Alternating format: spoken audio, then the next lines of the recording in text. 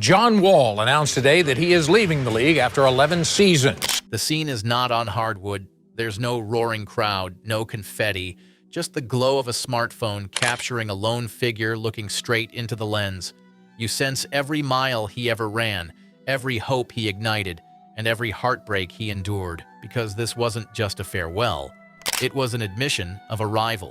The man once known as the fastest guard on earth finally chose to stop running. This is more than a career ending. It's a story that zigzags through triumph, tragedy, and quiet closure. It is a story of survival, of defining destiny, even when the game pushes back. This is John Wall, not a highlight reel, but a reckoning. The streets of Southeast Raleigh weren't made for escape. They were made for endurance. Growing up, John Wall didn't have safety nets. He had survival instincts. His father's death, when he was just 9, sent him into emotional free fall. It wasn't just grief, it was displacement, confusion. A young boy trying to rebuild a family without the tools to do so. His mother, Frances Pulley, worked multiple jobs to keep the lights on. But Wall often found himself navigating the world on his own. School discipline issues, relocations, brief stints in trouble. It looked from the outside like a future at risk.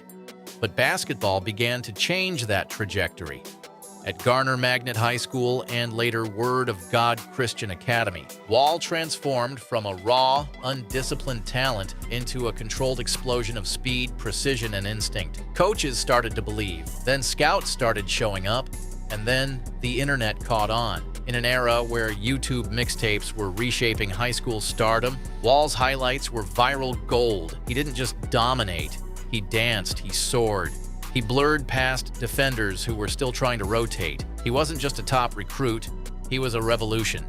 At Kentucky, he elevated a program that had recently felt stale. His decision-making sharpened, his leadership surfaced, he ran the floor with terrifying purpose. And in that single season, he proved he was NBA ready, not just athletically, but emotionally. He'd gone from Raleigh's misunderstood kid to basketball's next great general. The 2010 NBA draft was waiting, and Washington, in disarray after a chaotic end to the Gilbert Arenas era, saw their escape. Wall wasn't a gamble. He was the answer. Washington didn't need a star. They needed a culture shift, and Wall gave them both. From the moment he arrived, his presence felt like adrenaline. His rookie year was full of highlights, but it was also a masterclass in assimilation. He wasn't just adjusting to pro speed, he was learning how to lead men nearly a decade older than him. Teammates noticed his voice, coaches noticed his fire. The Wizards' record didn't reflect the impact yet, but a shift was brewing. By his third year, everything started to sink. He improved his jumper, he tightened his handle, and more importantly, he began demanding accountability. Not just from teammates, but from the front office. By 2014, Wall had become the cornerstone. He'd earned the max contract, and now he had the roster to match. Alongside Bradley Beal, a sharp-shooting counterpart with icy calm, Wall orchestrated a duo that became one of the NBA's most electrifying backcourts. They weren't just skilled, they were synchronized chaos. Wall would slither into the paint and whip no-look passes to the corner. Beal would finish plays, but Wall always initiated them. It was thrilling basketball, and suddenly the Wizards were no longer a punchline. In 2017, everything peaked. Wall averaged 23 points, 10 assists, and 2 steals. He was unguardable. Fast breaks off steals, surgical pick and rolls, chase down blocks. That playoff run felt like destiny. The Game 6 winner against Boston wasn't just a clutch shot, it was ownership of a city.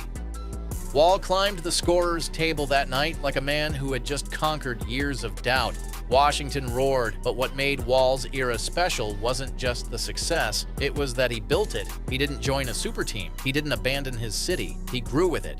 Every playoff berth, every all-star nod, every moment of national relevance, DC earned it through him. By 2018, the wear was showing. Wall had played through pain for years. His explosive game didn't leave much room for preservation. First came knee soreness, then heel issues, but he powered through, unwilling to surrender momentum. And then the cascade began. Heel surgery in early 2019 was supposed to be minor. Instead, it triggered one of the most devastating setbacks in recent NBA memory. While recovering at home, Wall slipped and ruptured his Achilles, an injury that compounded his existing rehab and sidelined him for over a year. It wasn't just the injury, it was the erosion of a prime that should have lasted another 5 years. From that moment on, his career fractured. The Wizards, who had waited patiently, pivoted. Wall, after a decade in the capital, was traded to Houston in exchange for Russell Westbrook, a stunning, bittersweet end to his DC reign. With the Rockets, Wall showed glimpses. In 40 games, he put up solid numbers, 20-plus points per game, moments of vintage explosion, but the control was gone. His step was just slightly slower, and in a league of freak athletes, fractions matter. The next stop was the Clippers, a fresh setting, a hopeful bounce back. But again, the body refused to cooperate. His role diminished.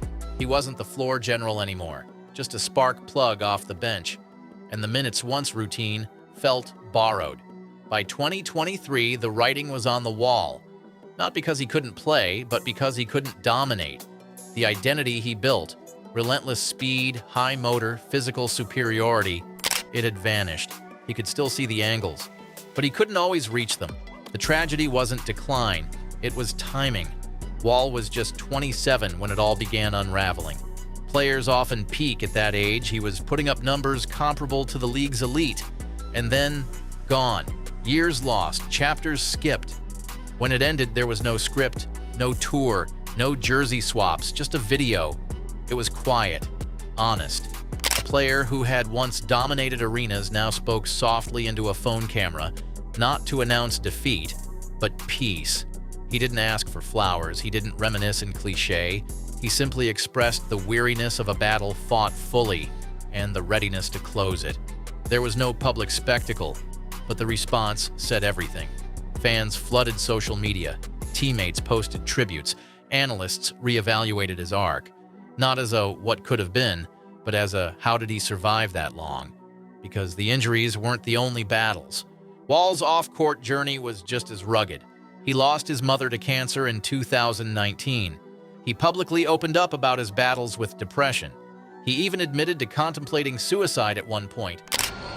Darkest place I've ever been in. At one point in time, I thought about committing suicide.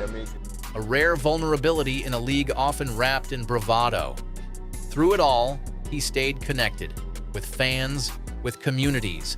He launched charities, donated to rent relief, hosted youth camps. Even when his body failed him, his presence never left. So when the video came, the league knew it wasn't just a retirement. It was a triumph of survival, of endurance, of evolving when your dream morphs into something unrecognizable. The easy version of Wall's career is a resume. 5-time All-Star, franchise leader in assists and steals, a top 4 scorer in Wizards history. But the truth of his legacy lies beneath that. He changed what the Wizards were. He gave the franchise an identity, one not built on nostalgia or borrowed stars, but grown from the ground up. He was loyal in an era of movement. He signed extensions. He stayed through losing seasons. And when the spotlight dimmed, he fought anyway. Not to keep fame, but to keep purpose. Younger players took notice. His teammates respected his leadership, even when he was on the sideline. Opponents remembered what it felt like to chase him in transition and fail. He redefined speed in the point guard position. He made the fast break a weapon again. He didn't just beat you with tempo, he dissected you with reads. The assists weren't stat padding, they were strategy. And when his body betrayed him, his legacy evolved. He became a voice for mental health, a mentor for younger athletes, a father to 2 sons he adores. He transitioned into commentary, not for attention, but for perspective. He's now part of Amazon's NBA coverage team. Still part of the game, still shaping it. Some players leave with rings, some with fame. Wall left with something quieter, but perhaps more lasting. Respect. He'll never be defined by hardware. He'll be remembered for impact, for loyalty, for moments that made fans believe again. When DC needed a reason to care, he gave them him. When kids needed a role model, he stayed visible. When injuries should have ended everything, he adapted, and when the cheers stopped, he spoke anyway. That's a legacy not just built, it's earned. John Wall didn't just run fast, he ran hard. He didn't just lead, he led through collapse, and in walking away, he gave others a roadmap on how to do it with grace. Now the next chapter begins. His name may fade from stat broadcasts, but his story? It'll echo wherever players lace up with something to prove. Because for over a decade, he carried a franchise, a city, and the weight of unfulfilled expectations, and still left whole.